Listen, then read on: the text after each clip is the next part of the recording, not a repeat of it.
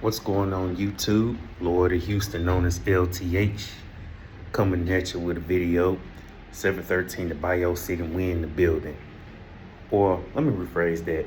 713 the Space City, we up in here. Well, now that preseason is over with, the countdown to September 4th begins.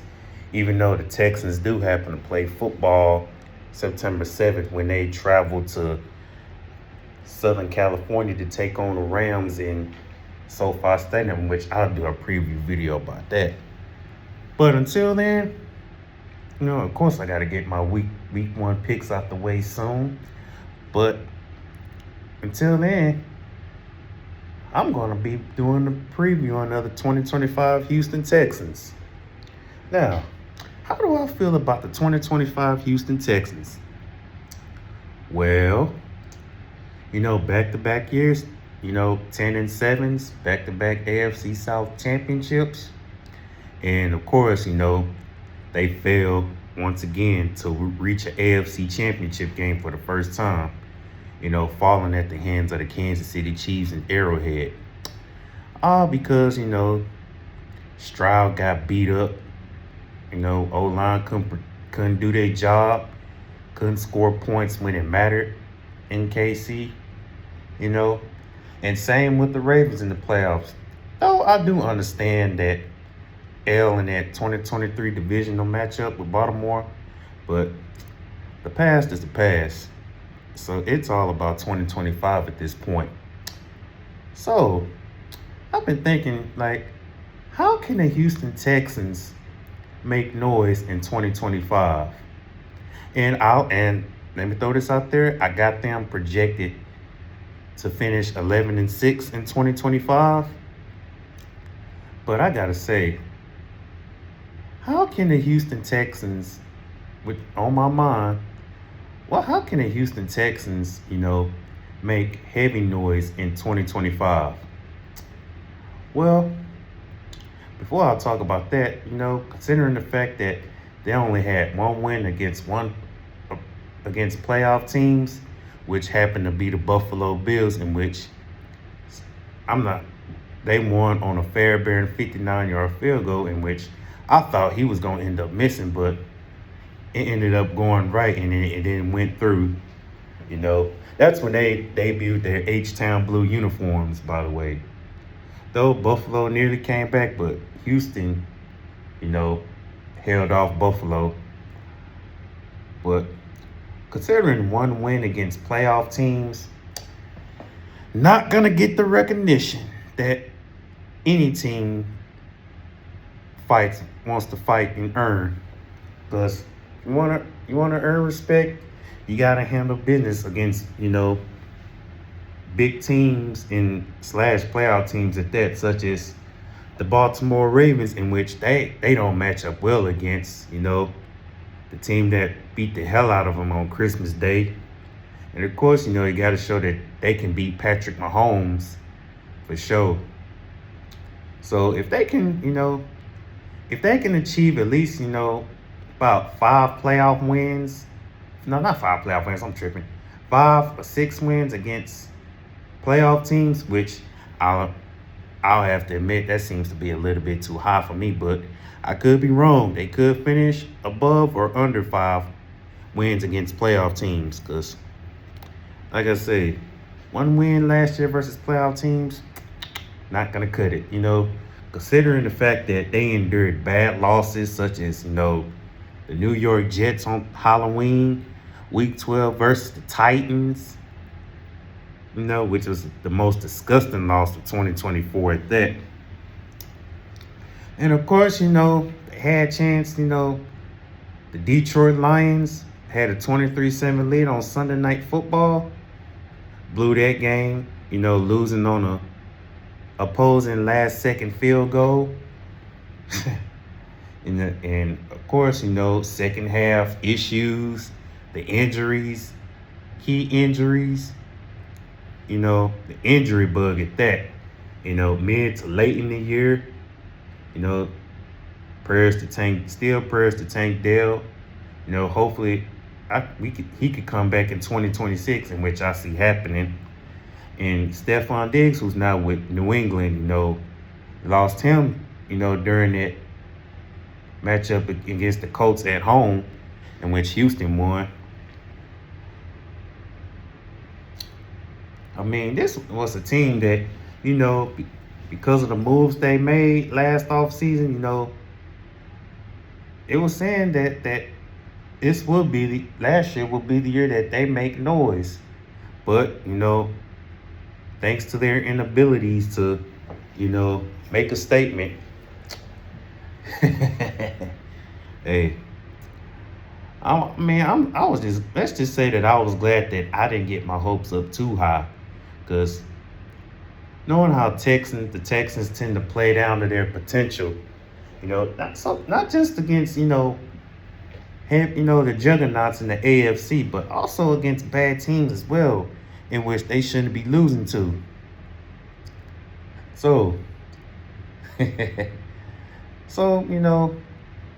O-line was trash last year. Of course, Bobby Slowick sucked in year 2. Didn't know how to adjust to save his life. Thank God he's gone. Looking forward to see what Nick Caley can do as the new Texans OC, knowing how good he is with tight ends. And of course, Brevin Jordan's not going to play this year, along with Joe Mixon, who's going to begin the season on IR for the first 4 games of 2025, which wasn't a surprise there. Thanks to the lingering injury he's been enduring. And of course, there was talks about whether do the Texans trade Denico Autry. Is he necessarily needed? And of course, everything's possible. I mean, he could stick around. He could be traded. I mean, who knows? If he sticks around, then that's just what it is.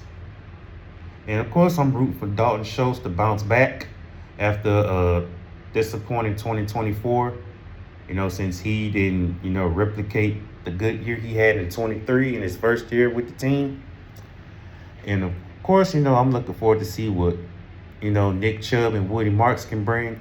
And of course, the number one thing on my mind is the offensive line.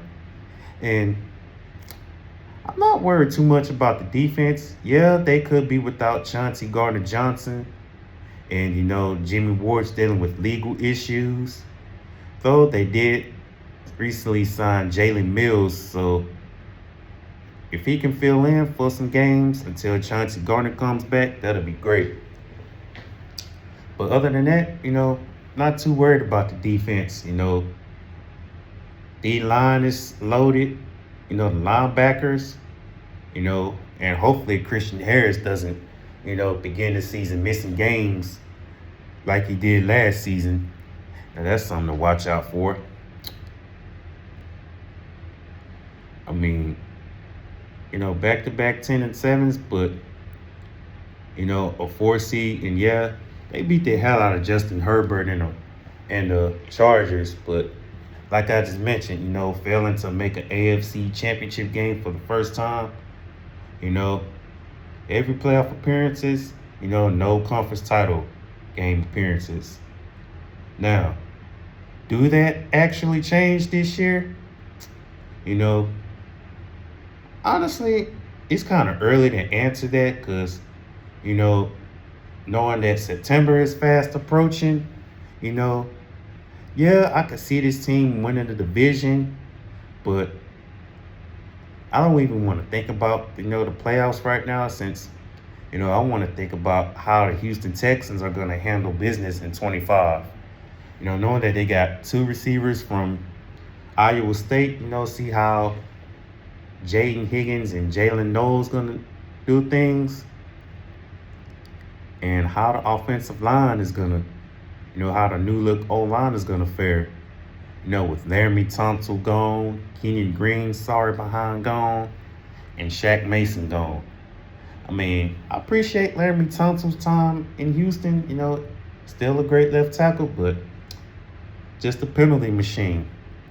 So, does Cam Robinson going to play week 1? Still remains to be seen right now. Though I wouldn't be shocked if Ariante Ursui ends up playing left tackle. You know, assuming that Cam Robinson doesn't play week 1. and how does how is CJ Stroud's gonna fare in year 3?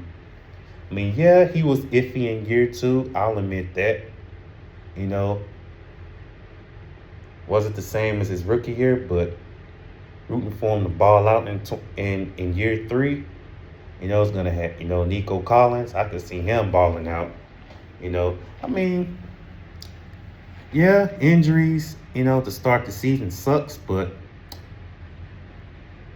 if they hope to make noise in 2025, they got to stay healthy, mostly healthy, because the injury bugs, any given week or mid to late in the season, going in the postseason, it's the last team that not just the Texans or any team needs to endure.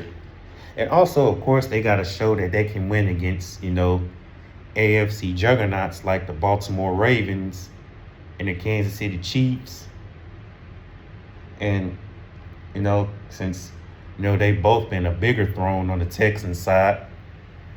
But the matchup I'm looking forward to, the Broncos, the 49ers, H-Town Blue, and the Battle Red game versus Buffalo, in which I would like to intend to. No, this team just got to stay healthy. If they can do that, then 12 or 13 wins to be exact. Possibly a top 3 or top 2 seed, in which I'm not going to waste time getting my hopes up about that. But, hey, it will be worth it if this team can find a way to stay healthy and consistently, win games and make a statement, because that could help them in any given playoff run in the future. But like I say, gotta handle their business in the regular season. And of course, I won't be, I could see Jalen Noel, returning punts. But who knows? Who actually knows? If there was a team I could see being a threat to the Texans, I'll say the Jaguars. But the sleeper in the division will be the Tennessee Titans. Gonna be interesting to see how Cam Ward fares in year 1. Truth be told. Yeah, because if he balls out, it cool, but I just feel like he's just an online and some key weapons away from doing good things in Tennessee for years to come. Yeah, AFC South, I'll call it a work in progress, but if they can add more talent in the division, I can see the division being tough as nails for years to come. So, stay healthy, score points in the second half, protect CJ Stroud, and of course proving that they can beat elite teams. That's what's going to be on my mind when it comes to the Texans in 2025. So let me know, what are y'all keys for the Houston Texans in 2025? Because at this point, I'm ready to watch my boys play football again. After this long wait, last time I watched them, lost in Arrowhead. So, yeah, let's go Houston Texans.